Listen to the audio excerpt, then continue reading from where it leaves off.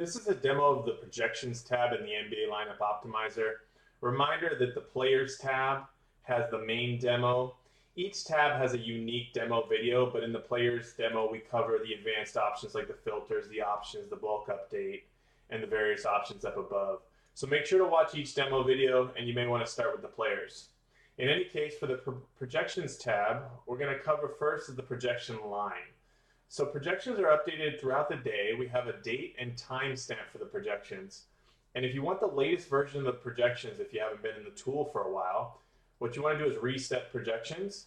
But before doing so, if you've already made manual updates to projections below, you'll want to save that profile if you care about them. If you don't care about them and you're just looking for the latest projections, just go ahead and reset projections. However, if you want to save what you currently have, just create a settings profile, just save, click that plus button, and name your profile, and just save that so that all your settings will be saved and you can come back to that whenever you want.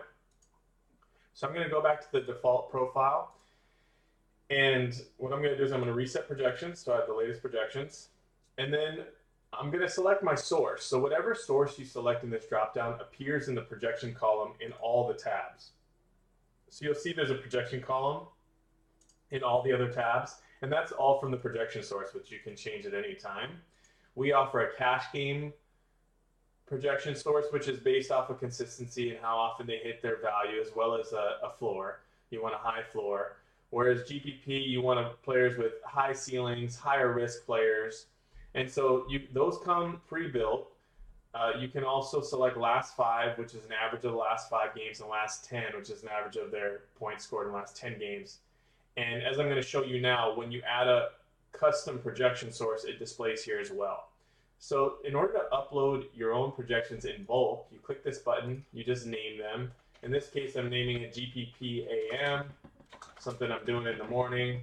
You download the players file, you open up that players file, you edit your players, and then you choose the file. You just select that file, and you click upload and save. And then once you're done, you'll see it appear down here, which I've actually already done. So it displays in this column. And then if you wanted to select that, you would just select that source, and you'll see your new projections go here. Now, I've updated some projections to be quite high. For example, some people will put in 100 projections just because they want that player to appear all the time, as opposed to a lock, which accomplishes the same thing. In any case, if you update projections, make sure to update projection points per 1K filters above, because what these filters do is it filters out the table. And right now it's filtering out some of the projections updates that I made. So I'm going to change that to 250, and I'm going to change this to 100. And you're going to see some of the projections come back. See this one, Ben McLemore, I made 250, 100, 65, 50, 50, so forth. So if you ever can't find players in the table and you know you have them, look at your filters and make sure they're not getting filtered out. Our projections are based off of minutes and fantasy points per minute. So you can also upload your minutes in bulk if you wish, and that'll update your minutes column, which in turn will update your projections as well. So whichever one you desire, you can do. We have built-in projection models that we've created. These are some of the more important models. In order to see tips, you could turn this tips option on, and what you can do is you can hover over each model, and it'll remind you what they're about. But quickly, Vegas total, it takes into account the total for the player's game. And we establish a baseline based on all the other totals going that day, and it will increase or decrease your projection based on that model. Now, when you click in a model, you'll see down below the cells highlighted in green. When it highlights in green, that means that the projection was impacted with a positive. And if you hover over, it'll tell you the difference in projection difference. So in this case, it looks like DeAndre Jordan's projection was updated with 3 additional points based on the Vegas total. And you can add additional models as well. You can do as many as you like. You can do different tests. DVP is defense versus that position. Ceiling is the ceiling of the player over the last 10 games, and we take out some outliers.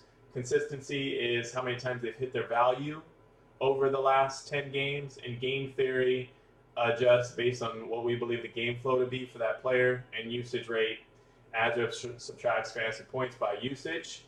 So these are the primary elements in projections. As shown in the Players tab, you can mess with the bulk updates and so forth. But down below, you have your All tab, which is all the players in all the projections. You can search all players at once. We also break it down by position. And then you can reset all your values here as well if you like. You can always generate lineups from any tab, including the Projections tab. And this concludes the Projection tab demo.